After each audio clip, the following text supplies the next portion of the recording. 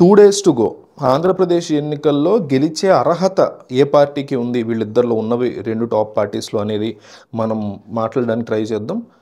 First of all ఎవరికీ కూడా అర్హత లేదు గెలవటానికి అనే విషయం చెప్పడానికి నేను ఈ వీడియో తీస్తున్నా. ఎవరు గెలుస్తారు అని చెప్పడానికి కాదు. ఎందువల్ల అంటే వీళ్ళు ఇచ్చినటువంటి హామీల దగ్గర నుంచి, మేనిఫెస్టోలో ఇచ్చినటువంటి హామీల దగ్గర నుంచి అనేక అంశాలు, మీకు వీళ్ళు చెప్పేటువంటి ప్రతి ఫ్రీ స్కీమ్‌ని అనుకోండి, లేకపోతే ఒక బస్ ఫ్రీ దగ్గర నుంచి, చంద్రబాబు బస్ ఫ్రీ ఇస్తున్నారు, జగన్మోహన్ రెడ్డి ఇంకోటేదో ఫ్రీ ఇస్తున్నారు. ఇట్లా వీళ్ళ మేనిఫెస్టోలు చూస్తే డబ్బులు తేరగా ప్రజలకి పంచడం అనే కార్యక్రమం తప్ప, ప్రజల్ని సోమరిపోతులను చేయటం అనే కార్యక్రమం తప్ప ఏది కూడా పనికొచ్చేది కనిపించట్ల. పైగా ఈ కార్యక్రమానికి కూడా అప్పు చేసి ఈ కార్యక్రమాన్ని చేపట్టాల్సి ఉంటుంది. ఎందుకంటే ఈ రాష్ట్రంలో, ఆంధ్రప్రదేశ్ రాష్ట్రంలో మీకు సంపద అనేది, వెల్త్ అనేది సృష్టించబడలేదు. దానికి చాలా టైం పడుతుంది. నేను ఆల్రెడీ సృష్టించానని, లేదు నేను సృష్టించబోతున్నానని ఒకళ్ళకొకళ్ళు చెప్పుకుంటున్నారు, జగన్ అయినా చంద్రబాబు అయినా డిఫరెంట్ సినారియోస్లో. బట్ అది నిజం కాదు. సంపద సృష్టించడానికి చాలా టైం పడుతుంది. ఫస్ట్ ఆఫ్ ఆల్ ఇది ఒక పేద రాష్ట్రం. ఆంధ్రప్రదేశ్ అనేది ఒక పేద రాష్ట్రం. తెలంగాణలోని హైదరాబాద్ని విడిపోయిన తర్వాత పేద రాష్ట్రంగా మారింది. ఆ విషయాన్ని ఫస్ట్ ఆఫ్ ఆల్ జనాలకి చెప్పాలి, ఆ అంశాన్ని ఒప్పించే ప్రయత్నం చేయాలి. మనకి నిజంగా స్పెషల్ స్టేటస్ అనేది కనుక వస్తే, వీళ్ళిద్దరూ చెప్పారు తెప్పిస్తామని, ఒకళ్ళు కాంప్రమైజ్ అయిపోయారు, ఇంకొకళ్ళు దాని గురించి ఎత్తట్లేదు ఇప్పుడు. సో ఇది నిజంగా వచ్చి ఉంటే మాత్రం ఆంధ్రప్రదేశ్ అనేక పరిశ్రమలు వచ్చేవి, అనేక పరిశ్రమలకు సంబంధించి ఉద్యోగ రూపకల్పన జరిగేది, తద్వారా ఒక 20-30 ఏళ్ళకి సంపద సృష్టి అనేది జరిగేది. సో అది ఒక పక్క అది చేత కాదు వీళ్ళకి, కనీసం నిజాలు చెప్పి ధైర్యంగా నిలబడేటువంటిది కూడా వీళ్ళ వల్ల కానటువంటి సిచ్యువేషన్. ఈరోజు వీళ్ళు చెప్తున్నటువంటి పథకాలకి ఎంత బడ్జెట్ అవుతుంది అనేది అవతల వాళ్ళని అడుగుతున్నారు. మీరు నా పథకాలు పంచుతున్నాను అంటున్నారు కదా, మరి మీకెంత బడ్జెట్ అవుతుందని చంద్రబాబు జగన్ అడుగుతున్నారు. కానీ మరి అదే మాట వీళ్ళు ఇక్కడ సమాధానం చెప్పాలి కదా. వీళ్ళు పెట్టినటువంటి మేనిఫెస్టోల్లో ఉన్న భారీ పథకాలకు సంబంధించి ఉన్న ప్రతి అంశానికి ఎక్కడి నుంచి పట్టుకొస్తారు ఆ డబ్బులు? అప్పు చేసి పట్టుకొచ్చి వెల్త్ ఇవ్వడం వల్ల, పంచడం వల్ల ఉపయోగం ఏంటి? మొన్న జగన్మోహన్ రెడ్డి ఇంటర్వ్యూను, చంద్రబాబు ఇంటర్వ్యూలో చూస్తే అట్లా డబ్బులు ఇస్తే ఆ డబ్బుల్ని వాళ్ళు ఇన్వెస్ట్ చేసుకుని తద్వారా వాళ్ళు గొప్ప గొప్ప బిజినెస్లు చేస్తారంట. ఎంత ఇస్తారు డబ్బులు? ఒక ఆటో వ్యక్తికి ఎంత ఇస్తారు డబ్బులు? లేకపోతే అమ్మఒడి ఎంత ఇస్తారు? ఈబీసీ నేస్తం ఎంత ఇస్తారు? కాపు నేస్తం ఎంత ఇస్తారు మహిళలకి? ఆ డబ్బులు ఎంత ఉంటాయి అసలు? అవి 20,000 30,000 అవి ఒక ఏడాదిలో ఒక 20,000 పెట్టి ఎంత పెద్ద బిజినెస్లు పెట్టి బిజినెస్ మ్యాగ్నెట్లు అయిపోతారు వీళ్ళు. అసలు ఇవన్నీ జరిగే పనులు కాదు. వాళ్ళకి హెల్ప్ఫుల్గా మీకు నిజంగా ఇవ్వాలి అనుకుంటే వాళ్ళని ఉపాధి కల్పన వాళ్ళ ద్వారా పర్టికులర్గా, అంటే ఒక ఉద్యోగాన్ని వారికి మీరు ఏర్పాటు చేయగలరు, మ్యానుఫ్యాక్చరింగ్ సంస్థలను దింపగలగాలి. మీకు ఇప్పుడు చైనా చూస్తే, చైనా మొత్తం కూడా అంటే భారీ పాపులేషన్ ఉన్న కంట్రీస్కి ఉన్న బిగ్గెస్ట్ యాసెట్ ఏంటంటే వాళ్ళకే వాళ్ళ అవసరాలను తీర్చుకునేటువంటి కంపెనీస్ని వాళ్ళ చుట్టూనే మనం పెట్టుకోగలిగితే, అంటే మన పని, మన టీషర్ట్లు, మన చొక్కాలు, మనకు సంబంధించిన ప్రతిదీ మనమే మ్యానుఫ్యాక్చరింగ్ చేసుకునేలాగా, రా దగ్గర నుంచి అంటే స్క్రాప్ దగ్గర నుంచి చేసుకునేలాగా మనకు అవకాశం కనుక ఉంటే అప్పుడు ఏమవుతుందంటే ఉద్యోగ రూపకల్పన విపరీతంగా పెరుగుతుంది. కానీ ఇండియాలో అట్లా కాదు. విపరీతమైన ఎఫ్డిఏలు, ఫారిన్ డైరెక్ట్ ఇన్వెస్ట్మెంట్లు అన్నీ వచ్చేసి ఇండియా నిండా కూడా ఎక్కడ చూసినా మన మ్యానుఫ్యాక్చరింగ్ సెక్టార్ని నాశనం చేసే పరిస్థితి. 10 ఏళ్లలో మేడ్ ఇన్ ఇండియా చేయిస్తామని చెప్పినటువంటి మోడీ సర్కారు చేయలేకపోయింది.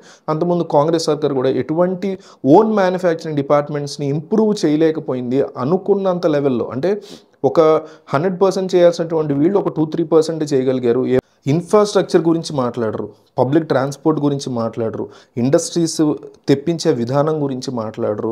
మనకి ఏ లెవెల్లో పెరుగుతున్నాయి ఈరోజు? బయటికి వెళ్ళి ఏదన్నా ఒక చిన్న పానీపూరి బండి దగ్గర పానీపూరి తినడం దగ్గర నుంచి, ఒక గ్రాసరీ షాప్కి వెళ్ళి గ్రాసరీస్ తెచ్చుకోవడం దగ్గర నుంచి, పెట్రోల్ దగ్గర నుంచి ఎన్ని రేట్లు మనకి విపరీతంగా పెరిగిపోయి ఒక పీక్ ఆఫ్ లెవెల్కి వెళ్ళిపోయింది ఇన్ఫ్లేషన్ అనేది, ఈ దేశంలో కానీ రాష్ట్రంలో కానీ. దాని గురించి మాట్లాడే దమ్ము లేదు. అన్ఎంప్లాయ్మెంట్ విపరీతంగా పెరిగిపోయింది. మేము ఇది చేస్తాము అని చెప్తున్నప్పుడు నమ్మశక్యంగా దాని చుట్టూ ఎట్లా చేస్తారనే చెప్పాలి. For example free bus scheme ఇస్తున్నారు చంద్రబాబు, లేకపోతే జగన్మోహన్ రెడ్డి ఇంకోటి ఏదో ఇస్తున్నారు. వీళ్ళిద్దరూ కూడా ఈ ఫ్రీ స్కీమ్ చేయటం వల్ల ఆర్టీసీ నష్టపోకుండా ఏ రకంగా కవర్ చేస్తాం అనేది చెప్పరు. అండ్ ఇంకొకటి ఏంటంటే ఎలక్షన్ తర్వాత వీళ్ళు కొత్తవన్నీ పెడతారు. ఎలక్షన్ ముందు అన్నీ ఫ్రీ అని, ఇంతమందికి ఫ్రీ అని, మహిళలందరికీ ఫ్రీ అని, ఇప్పుడు డబ్బులు ఇస్తున్నా అన్నారు అనుకోండి జగన్ చంద్రబాబు, ఎలక్షన్కి ముందు వరకు రూల్స్ రెగ్యులేషన్స్ ఏం పెట్టరు, దానికి కండిషన్స్ పెట్టరు. గెలిచిన తర్వాత అందరికీ కాదనేసి కొత్త కండిషన్స్ పెడతారు. అయితే వీళ్ళు ఏదైతే ఇస్తామంటున్నారో దాన్ని సంపద సృష్టి అనేది రాష్ట్రంలో ఎట్లాగో లేదు కాబట్టి ఖచ్చితంగా అప్పు చేసే ఇవ్వాలి కాబట్టి దాన్ని ఏ రకంగా కవర్ చేస్తారు? మీరు రేపు పొద్దున తీసుకొచ్చేటువంటి అంశాలేంటి? మా రేట్ల పరిస్థితి ఏంటి? మా సిలిండర్ల పరిస్థితి ఏంటి? విపరీతంగా పెరిగిపోయినటువంటి నిత్యావసర ధరల పరిస్థితి ఏంటి అని మాట్లాడేటువంటి దమ్ము ఎవరికి లేదు. ఇక పాపులేషన్ అనేది రాష్ట్రంలో కానీ దేశంలో కానీ అత్యంత డేంజరస్ భూతంగా మన మీద మనల్ని పీడిస్తుంది. మన ఇండియాలో అతిపెద్ద రిసోర్సెస్ ఉన్నాయి ఇండియాకి ప్రపంచవ్యాప్తంగా చూసుకుంటే మంచి న్యాచురల్ రిసోర్సెస్ దగ్గర నుంచి హ్యూమన్ రిసోర్స్ వరకు అన్నీ మంచిగా ఉన్నాయి మన దగ్గర. కానీ పాపులేషన్ అనేది విపరీతంగా మనల్ని కబళిస్తున్న అతిపెద్ద భూతం. దాని గురించి మాట్లాడేటువంటి దమ్ము కానీ ధైర్యం కానీ ఏ రాజకీయ నాయకుడు ఈరోజు దేశంలో చేయట్లేదు. ఇది చేస్తాం, అది చేస్తాం, ఇది ఇస్తాం, అది ఇస్తాం అని మాట చెప్పడం వేరు, మేము ఇండస్ట్రీస్ తీసుకొస్తాం, ఎంప్లాయ్మెంట్ ఇస్తామని చెప్పడం వేరు. కానీ దాన్ని ఏ రకంగా చేస్తారు అని ప్రజలకి అర్థమయ్యే రీతిలో ఓకే ఇట్లా చేస్తారనమాట, ఇదనమాట వీళ్ళ ప్లానింగ్ అనేది చెప్పాల్సిన బాధ్యత రాజకీయ నాయకులకు ఉంటుంది. మీరు వేరే డెవలప్డ్ కంట్రీస్లో చూస్తే ఒక నాయకుడు మాట ఇచ్చినప్పుడు దాన్ని ఎట్లా చేస్తావు అనేసి ప్రజలు ప్రశ్నిస్తారు, ప్రెస్ ప్రశ్నిస్తుంది. ముందు వాళ్ళు ప్రశ్నించడానికంటే ముందు వీళ్ళే ఒక మాట ఇచ్చినప్పుడు ఏదన్నా నేను చేయబోతున్నాను అని చెప్పినప్పుడు దాని సాధ్యాసాధ్యాల గురించి లాజికల్ ఎక్స్ప్లెనేషన్స్ ఇస్తారు. ఇక్కడ అట్లా కాదు, లంచంలాగా మీకు ఇంత ఇస్తాను, మీకు ఇది ఫ్రీ ఇస్తాను, నాకు ఓటేయండి అనేసి వీళ్ళు అధికారం కోసం ఏదైనా చేయటానికి, ఏ తప్పుడు పనైనా చేయడానికి సిద్ధమైనటువంటి ఈ నాయకులు అబద్ధాలని ఎర్రవేసి మరీ అధికారంలోకి రావడానికి సిద్ధమవుతున్నారు. ఓవరాల్గా ఈ ఎలక్షన్ సంగతి నాకైతే ఏమనిపిస్తుందంటే జగన్మోహన్ రెడ్డి యొక్క పాలన, జగన్మోహన్ రెడ్డి యొక్క రూలింగ్ నచ్చిన వాళ్ళంతా ఒకవైపు, నచ్చని వాళ్ళంతా ఒకవైపుగా విడిపోయారు జనాలైతే.